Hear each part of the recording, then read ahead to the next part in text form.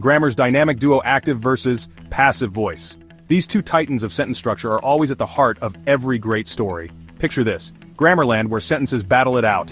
It's a place where every word counts and every structure has a purpose.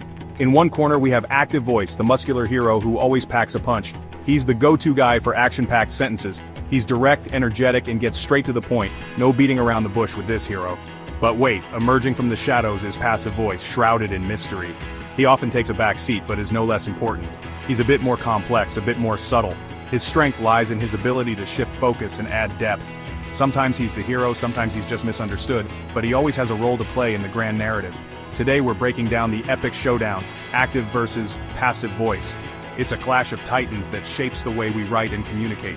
We'll learn their strengths, their weaknesses, and when to call on each one to save the day, or at least your next writing assignment.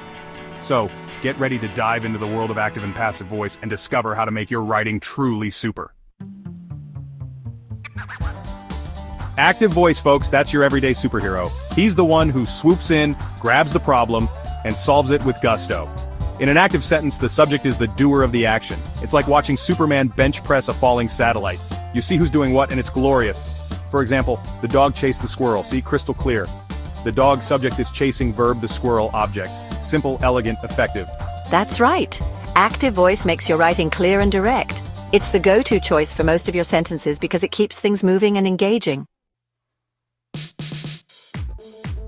Now, passive voice, he's a little trickier. Sometimes he's essential, sometimes he's less than helpful. He can be like that sidekick who occasionally saves the day, but often just complicates things.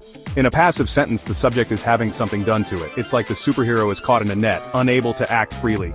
It's like finding a half-eaten donut. You know something happened, but you're not sure who the culprit is. The action is there, but the doer is hidden. For example, the squirrel was chased by the dog. Notice how the focus shifts from the dog to the squirrel. See the difference? Here, the squirrel subject is on the receiving end of the action. It's more about what happened to the squirrel. It's still a grammatically correct sentence, but it lacks the punch of its active counterpart. The energy and directness are somewhat diminished. Exactly. Passive voice can be useful when you want to emphasize the action itself rather than who performed it. But use it sparingly, as overuse can make your writing feel distant and less engaging. Or your writing might lose some of its energy. Just like a superhero who needs a break, your sentences might start to feel tired and less impactful.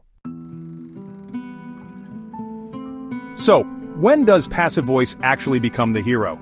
It's not always about the action-packed scenes. Sometimes it's about the subtlety and the mystery. Well, imagine you're writing a mystery novel.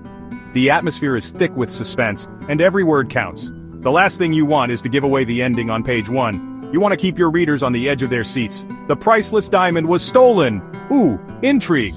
The passive voice here keeps the thief's identity a secret, adding to the suspense. We don't know who did it, but suddenly we're hooked. The mystery deepens, and our curiosity is piqued. Passive voice can also be helpful when the action is more important than the actor. It shifts the focus to what happened, rather than who did it. The vaccine was developed in record time. This emphasizes the breakthrough itself, rather than the individuals behind it. The focus is on the achievement, not necessarily the scientists behind it. It's about the collective success and the impact of the discovery. But remember, folks, too much passive voice can make your writing feel weak and clunky. It can drain the energy from your sentences. It's like watching a movie where the hero just stands around while things happen to him. There's no excitement, no engagement, not very exciting, is it? Your readers might start to lose interest if there's no dynamic action. So how do you spot a passive sentence lurking in your writing?